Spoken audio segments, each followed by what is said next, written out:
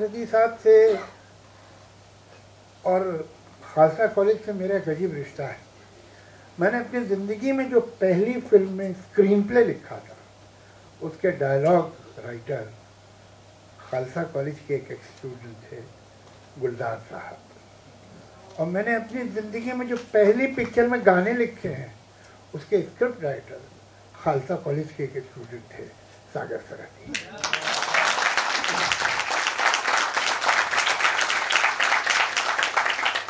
तो दूर का ही सही मेरा रिश्ता ज़रूर कुछ है खालसा कॉलेज से।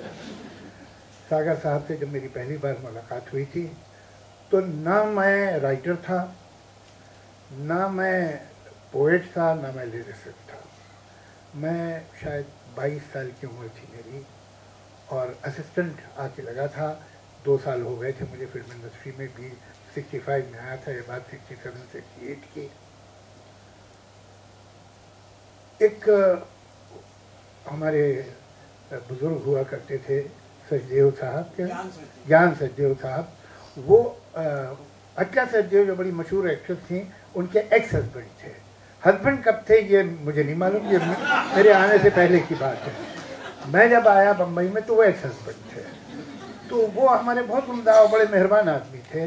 तो उनके यहाँ हम लोग कुछ कॉमन फ्रेंड से हम जाया करते थे और वहाँ सागर साहब से उनकी बहुत दोस्ती थी, ज्ञान सचदेव साहब की। तो वहाँ सैटरडेज को, संडेज को उनसे मुलाकात होती और बहुत बार सागर साहब से हमने उनके अफसाने जो पढ़ के सुनाते थे, हम लोग सब बड़ी अक़ीदत और मोहब्बत से सुनते थे, वो हमने सुने। हमें तो मालूम नहीं था कि आगे इस तरह का भी कोई रिश्ता बनेगा कि वो स्क्रिप्ट लिखेंगे और मैं गाने लिखूँगा। मैं तो उसको शायरी भी नहीं करता था। ये सागर साहब का जो थिएटर में नाम है और जो उनके प्लेज हैं उसके बारे में मैं समझता हूँ शायद आप में से अक्सर मुझसे ज़्यादा ही जानते होंगे। मुझे भी दुख हुआ, आज मैं जब आ रहा था तो मैंने कहा भाई कोई बात मिस हो गई होगी, चलो देखते हैं।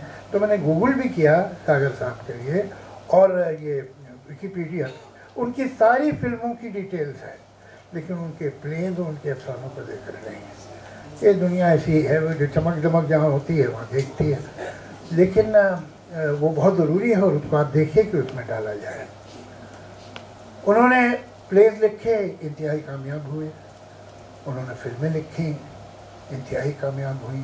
फिल्म इंडस्ट्री के वो बड़े रिस्पेक्टेड राइटर में से थे, बड़े कामयाब फिल्में लिखी उन्होंने। ऐसा होना नहीं चाहिए था, बहुत गलत हुआ। सागर साहब जैसे लोग इतने कामयाब नहीं होते जितने सागर साहब हुए। एक आदमी जो अपने अच्छे से अच्छे वक्त में इतना उसका नाम हो, शोहरत हो, लेकिन उसका फ्रेंड सर्कल वही उसके तबाह हाल, गरीब लिखने वाले दोस्त हों, उसे कोई दिलचस्पी ना हो फिल्म इंडस्ट्री के लोग होते। वो अपना काम करे, घर चला जाए, किसी से मिले मिलाए नहीं, मिले तो अपनी टर्म्स एंड कंडीशंस पे, मेरे काम करे तो अपनी शर्तों पे। तो इस तरह के बददिमाग लोग जो हैं भाई, और बड़ी एक बीमारी होती है ना खुददारी, तो वो उनको बहुत शदीद थी। तो ऐसे लोग जो हैं वो पता नहीं कितना टैलेंट हो तब कामयाब होते हैं, कि बावजूद इसके कि इस आदमी में शराफत भी है, इस आदमी में लॉयल्टी भी है, इस आदमी में खुददारी भी है, उसके बाद भी अगर ये कामयाब हो रहा है तो इसके मतलब है कि इसके टैलेंट में बेपनाह ताकत थी कि लोग ये कसूर माफ़ कर रहे हैं।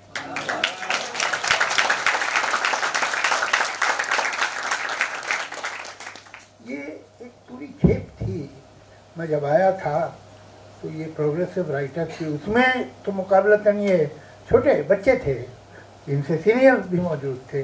मतलब यकीन नहीं आता था कि एक शहर में एक साथ इतने लोग हैं। कृष्णचंद्र, रायन सिंह बेदी, इस्मत चुगताई, साहिर लुधियानवी, सरदार जाफरी, फिर इनसे यंगर जानिसार अख्तर।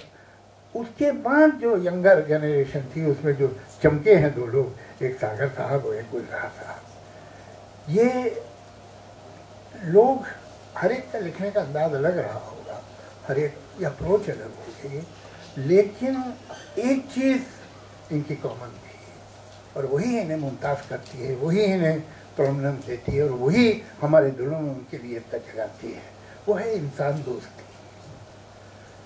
सागर साहब ने जो लिखा थिएटर के लिए या फिल्म के लिए, उसके लिए कॉम्पिटेंट राइटर होना तो ज़रूरी है, लेकिन अच्छा इंसान भी होना चाहिए।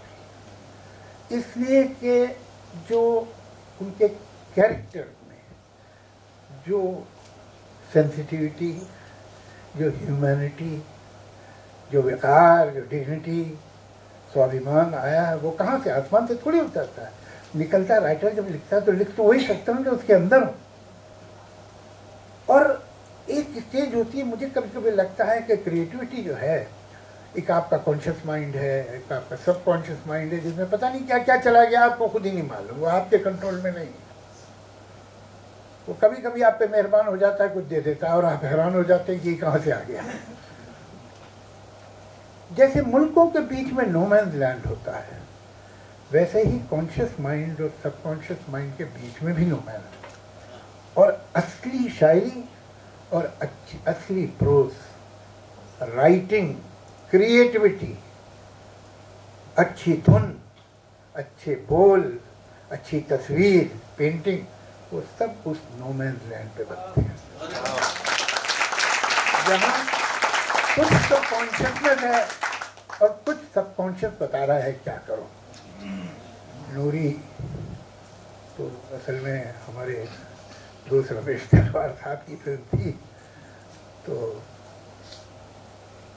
उसमें जो डायलॉग है, जो हीरो उस पिक्चर का है, फारूक शेख ने रोल अदा किया था, वो मर रहा है, लड़की मर चुकी है, और एक डायलॉग है, चलिए ये किस्सा भी तमाम हुआ।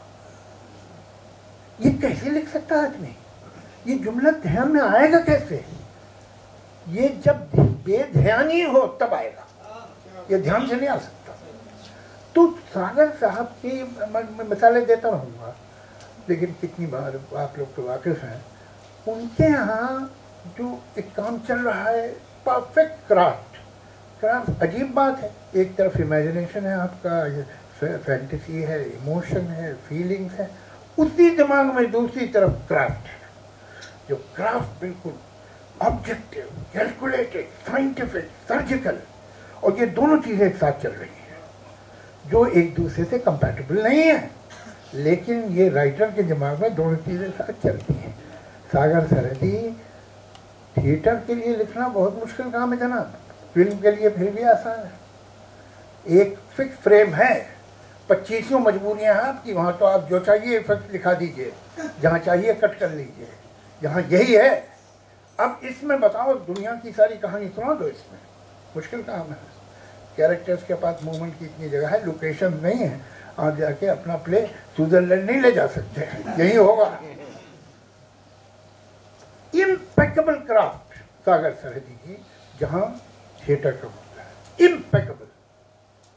और उस इम्पेकेबल क्राफ्ट के अंदर जो पूरी सर्जिकल है, कैलकुलेटेड है, हिसाब के साथ है, ऐसे भोले, ऐसे स्पॉन्टेनियस, ऐसे खोए हुए, ऐसे इमेजिनेटिव कैरेक्टर्स, फीलिंग, डायलॉग, ये कैसा अजीब कॉम्बिनेशन है जो क्या मिलता है। ये जो हमने किताबें देखी, मुझे शेर याद आया, रियाजत वही है जो रियाज है, कहते हैं ना म्यूजिक में रियाज। ये नहीं देखते कितनी है रियाजत किसकी, ये नहीं देखते कितनी है रियाजत किसकी, लोग आसान समझ देते हैं आसानी को। तो ये जो है, ये आदमी जो ऐसा लिख रहा था, ये आदमी जो ऐसे सोच रहा था, जो एक एक लफ्ज़ को कैसे इस्तेमाल करता था, ऐसे ही थोड़ी होता है। बहुत इंटेक चाहिए, उसके पीछे बहुत रियाज चाहिए। हम लोग तो आज दुनिया में क्या हो गया है, टैलेंट की कमी नहीं, सिंसेरिटी की कमी है। हम हर चीज़ में चाहते हैं 4 इजी लेसन में सब हो जाए, क्रैश कोर्स चाहिए हमें मोक्ष में भी। आजकल जो हमारा लेटेस्ट न्यू स्पिरिचुअलिज्म है, उसमें मोक्ष 4 इजी लेसन में मिलता है। तो कहीं आपको मेहनत नहीं करनी है, वक्त नहीं लगाना, ध्यान नहीं देना, अपने आप को खोने को तैयार नहीं आप उसके लिए। ये वो लोग थे जिन्होंने कितना पढ़ा, कितना सीखा बरसों तक। वो बरस तो हमने थोड़ी देखे हैं, हमने तो वो देखा है जो उन्होंने किया। मगर इसके पीछे जो किताबें निकल रही हैं, ये किताबें सजाने के लिए घर नहीं लाए थे, सजाने के लिए भी आती हैं किताबें। हमारे शहर में बड़ा कमाल का शहर है, मैं खुद पर्सनली जानता हूँ, ये कोई कहानी किस्सा नहीं है, कि जहाँ इंटीरियर डेकोरेटर आपके घर में किताबें रखता है। नहीं, ये हकीकत है, आप इसे फनी समझे मगर ये हकीकत है कि इंटीरियर डेकोरेटर ड्राइंग रूम के पर्दे कैसे हैं, सोफे का रंग क्या है, उसके हिसाब से किताबें ला के रखता है। 8-10-12 एक उनकी सबकी स्पाइन एक रंग की होती, बड़ी अच्छी लगती है। और एक ज़माने में ये बहुत पॉपुलर थी इंसाइक्लोपीडिया ब्रिटानिका, वो ब्राउन कलर की होती थी, चमड़े का कवर, और फर्नीचर आमतौर से ब्राउन होता है तो बहुत अच्छा मैच करता था। ये बात अजीब सी लगती है मगर ये सच है। तो ऐसे लोग जो इस तरह से पढ़ते हैं, इस तरह से लिखते हैं, इस तरह से सोचते हैं, इस तरह से जीते हैं, जैसे सागर साथी है, तो मतलब अजीब लोग हैं। और मुझे खुशी है कि इस अजीब आदमी को मैं जानता था, और मुझे एक बात पे कई बार मैंने उनको जब पढ़ता था या सुनता था तो मुझे रश्क होता था, वाह क्या लाइन लिखी है, चाहे वो सिलसिला हो, चाहे कभी कभी हो, तो लाइन है उसमें वो आइकॉनिक लाइन। लेकिन आज भी मुझे उन पर बहुत रश्क हो रहा है कि जिस इंस्टीट्यूशन में एक इंसान पढ़ा था, यहाँ एक स्टूडेंट था, वो इंस्टीट्यूशन उसकी अजमत को, उसकी ग्रेटनेस को इस तरह से तस्लीम कर रहा है और इस तरह से इज्जत दे रहा है। इससे बड़ी बात क्या होती है? बाहर तो लोगों ने सिर्फ उन्हें बड़ा देखा है, लेकिन इस इंस्टीट्यूशन ने, इस इमारत ने, दीवारों ने सागर सरहदी को बड़ा होते देखा है। तो मुबारकबाद सागर साहब को भी देता हूँ और खालसा कॉलेज को भी देता हूँ आज के जलसे के लिए। शुक्रिया।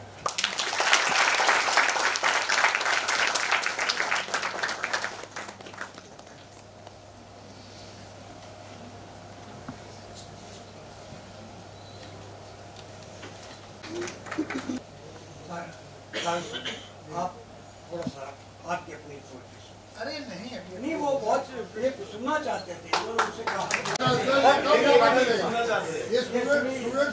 ये जो है ये वो पोइट्री है जो इस वक्त के लिए है, और दो ऐसी पॉइंट हैं जो सुन के सब लोग वाह वाह कर डालेंगे। आप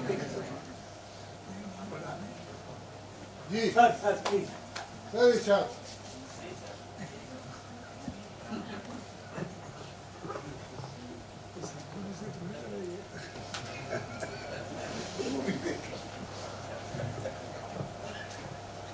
ये एक नज़्म सुना देता हूँ। ये मौका नहीं है कुछ बहुत ज़्यादा शायरी सुनाने का, कोई दूसरी बात है, वही यादें हम लेके जाए, ज़्यादा अच्छा है। अंधेरे का समंदर, जहाँ तक भी नज़र जाए अंधेरे का समंदर है, उफक तक क्षितिज होराइजन, उफक तक और उफक के पार भी शायद यही बस एक मंजर है।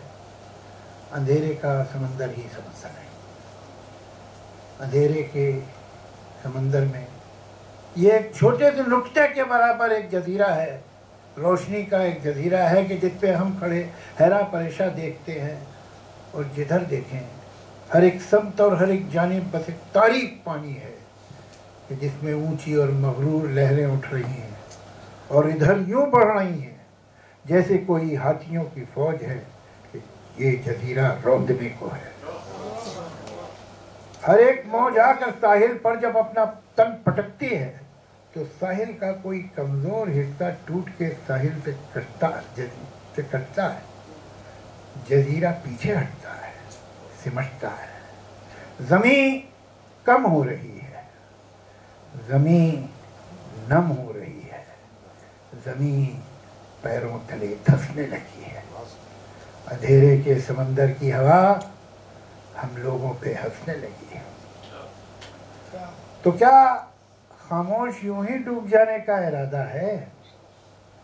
मगर कैसे भुलाओगे कि सूरज के उजालों से तुम्हारा कोई वादा है। तो फिर अब देखते क्या हो? चलो इन कश्तियों की रस्सियां खोलो, समंदर में उतरते हैं। कहीं तो रोशनी की भी ज़मीनें होंगी, उनको ढूंढ लें। अगर हो सके तो ये अंधेरे का समंदर पार करते हैं और इस कोशिश में जीते हैं तो जीते हैं, जो मरते हैं तो मरते हैं।